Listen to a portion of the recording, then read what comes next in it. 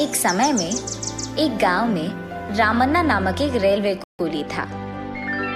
रामन्ना उसके बीवी और 2 बच्चों के साथ एक छोटे घर में रहता था। वो रोज की वेतन के लिए रेलवे स्टेशन में सूटकेस और बैग्स को उठाता था। वो अच्छा आदमी था, लेकिन उसकी बुद्धि थोड़ा टेढ़ा था। रामन्ना स्टेशन के प्लेटफॉर्म पे खड़े होके आते जाते प्रयाणिकों को कूली के लिए पूछता था। कूली बाबू, कूली भैया, कूली साहब, ऐसे वो कूली काम के लिए स्टेशन में आते जाते हर लोग से पूछता था। लेकिन रामन्ना को एक भी कूली का काम नहीं मिल रहा था। रामन्ना को सुबह खाने की आदत थी, लेकिन उस दिन कुछ न खाने के कारण वो फीका पड़ गया था। दीवार पे थोड़ा ऐसा झुककर खड़ा था। इतने में एक बुजुर्ग, सुनो बाबू कूली, 4 सूटकेस हैं। ट्रेन के आते ही इन सूटकेसों को उसमें लगाना है। जी साहब, लगा दूंगा। रख तो मैं दूंगा, लेकिन कितना दोगे ये तो बोलिए। हर सूटकेस का 5 रुपए मानकर मैं तुम्हें 20 रुपए दूंगा। क्या 5 रुपए दोगे? तो तुम ही उठा लो ये बैग, जाओ जाओ। सूटकेस का 25 रुपए मानकर 100 रुपए दे दो। क्या सूटकेस का 25 रुपए? मैंने सूटकेस उठाने को बोला है, ट्रेन के बोगी को नहीं। जाओ जाओ। मैंने भी सूटकेस के बारे में ही बात किया, रेल की बोगी की नहीं। 4 सूटकेस का 20 रुपए देता बोला। आया बड़ा है कंजूस आदमी। क्या बोला तुमने? 20 रुपए कम है और मैं कंजूस हूँ?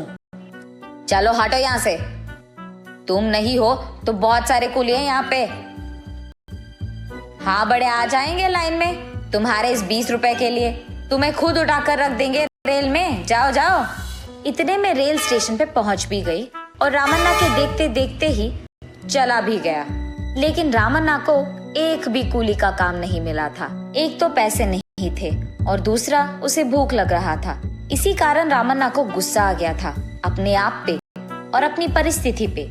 उस गुस्से में वो अपने आप को कोसने लगा।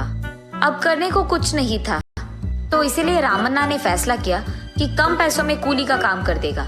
लेकिन उसे सारे स्टेशन में कोई काम नहीं मिला। ऐसे दिन ढल भी गया और उसे एक फूटी कौड़ी भी नहीं मिली। उसी दुख में वो अपने घर का रास्ता पकड़ा। घर पहुंचते ही पापा के इंतजार में बैठे उनके दोनों बच्चे दिखे उसको। अपने पिता को खाली हाथ देख दोनों बच्चे बहुत निराश थे। अपने बच्चों को ऐसे देख रामन्ना भी दुखी हो गया। दिन ब दिन घटता उसके परिवार का हालत देख रामन्ना अपने आप में रो दिया। एक तरफ उसकी बीमारी बीवी को देख, आज सुबह मिले उस 20 रुपए की कूली कर देता। अपनी बीवी की दवाई तो ना हो पाता, लेकिन कम से कम मैं बच्चों को तो खिला पाता। ऐसे वो अपनी घमंडी नियत को कोसकर कुछ काम ढूंढने के लिए तुरंत रेलवे स्टेशन की ओर भागने लगता है। आधी रात तक काम करने के बावजूद उसे उसके खर्चों के लिए काफी पैसे भी नहीं मिलते हैं। इतने में रेलवे स्टेशन में मौजूद पुलिस आधी रात को रामन्ना को उधर मंडराते हुए देख उस पे शक करते हैं। चोर समझकर उसे पुलिस स्टेशन ले जाते हैं। साहब, मैं कोई चोर नहीं हूँ साहब, मैं एक कूली हूँ साहब। ऐसे उसके कहने के बावजूद पुलिस उसका बात नहीं मानते हैं। उसके पास मौजूद थोड़ी बहुत चिल्लर भी ले जाते हैं। तुम्हारे कूली का पहचान लेकर कल स्टेशन आओ, तब तुम्हें छोड़ते हैं। साहब, मैं कोई चोर नहीं हूँ साहब, मेरी बात तो सुन लो साहब। ऐसे रामन्ना पुलिस को समझाने की बहुत कोशिश करता है, लेकिन उसकी बात ना मानकर पुलिस वहाँ से चले जाते हैं। इस कारण रामैया स्टेशन में अकेले बैठकर, हाय भगवान, मेरी इतनी बुरी हालत क्यों कर दी तूने। मेरे पास बचे चिल्लर भी उन्होंने ले लिया। आज मैं अपने बच्चों को क्या खिलाऊंगा। ये सब सोचते हुए निराश होकर रामैया स्टेशन में चलते जाता है। इतने में रेलवे पे खड़े एक ट्रेन में से एक प्रयाणी उनके खाने के बाद बचे हुए खाने को रामैया को देते हैं। उस खाने को लेकर रामैया खुशी खुशी अपने घर की ओर बढ़ता है।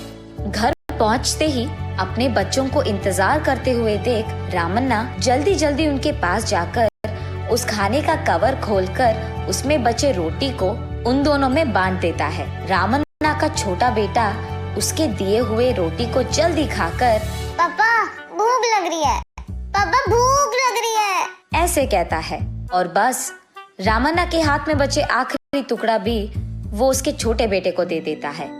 ये देख रामन्ना की बेटी उसके पास जाकर पापा आप नहीं खाओगे? ऐसे पूछती है। मैं तो कब का खा लिया बेटा, मैं ये खाना तुम्हारे लिए लाया हूँ। ये कहकर वो पानी से अपना पेट भर के सो जाता है। अगले दिन उसकी बीमार बीवी, भूखे बच्चे, गरीब हालत के बारे में सोचते हुए भगवान की कृपा से अगर आज कुछ काम मिला तो अपनी बीवी के लिए दवाई, बच्चों के लिए खाना ले जाऊंगा। इसी सोच के दुख में वो स्टेशन की ओर बढ़ता है। आज रामन्ना घमंडी ना होकर जितना भी काम मिले सारा कर देता है। दिन ढलते ही वो कुछ पैसे कमा लेता है। चलो आज कुछ तो पैसे मिले, ऐसे सोचते हुए वो उसके घर जाने के लिए स्टेशन से बाहर जाने लगता है। इतने में उसे स्टेशन के एक बेंच पे एक सूटकेस दिखता है। उस समय में स्टेशन में कोई रेल नहीं था, चारों ओर एक भी आदमी नहीं था। वो सोचने लगता है कि ये सूटकेस किसका हो सकता है। चारों ओर कोई ना दिखने के कारण वो सोचता है कि कोई उसका सूटकेस भूल गया होगा। इसीलिए उस सूटकेस को लेकर वो पुलिस स्टेशन जा पहुंचता है। जो पुलिस उससे कल रात पैसे लिए थे वो उसे वहां दिख जाते हैं। उनके पास जाकर, साहब मुझे ये सूटकेस स्टेशन में मिली है साहब, वहां कोई नहीं था, लगता है कोई भूल गया, आप ही इसको इसके मालिक के पास पहुंचा दीजिए साहब। उसके कारण पुलिस को समझ आता है कि ये चोर नहीं नेक इंसान है। ये देख उससे बोलते हैं, ठीक है तुम घर चले जाओ, हम इस सूटकेस को उसके मालिक तक पहुंचा देते हैं। ऐसे कहकर उसे वहां से भेज देते हैं। उस दिन कमाए हुए पैसों को लेकर रामन्ना उसके परिवार वासियों के लिए खाना लेकर, बीमार बीवी के लिए दवाई भी लेकर घर जाता है। अगले दिन आज पता नहीं कैसे रहेगा, ऐसे सोचते हुए स्टेशन पहुंचता है। पहुंचते ही उसके सामने स्टेशन मास्टर दिख जाते हैं। आ गए तुम्हारा ही इंतजार कर रहा था मैं। उनकी ये बातें सुनकर रामन्ना डर जाता है। क्या हो गया साहब, क्या मैंने कुछ गलत किया है?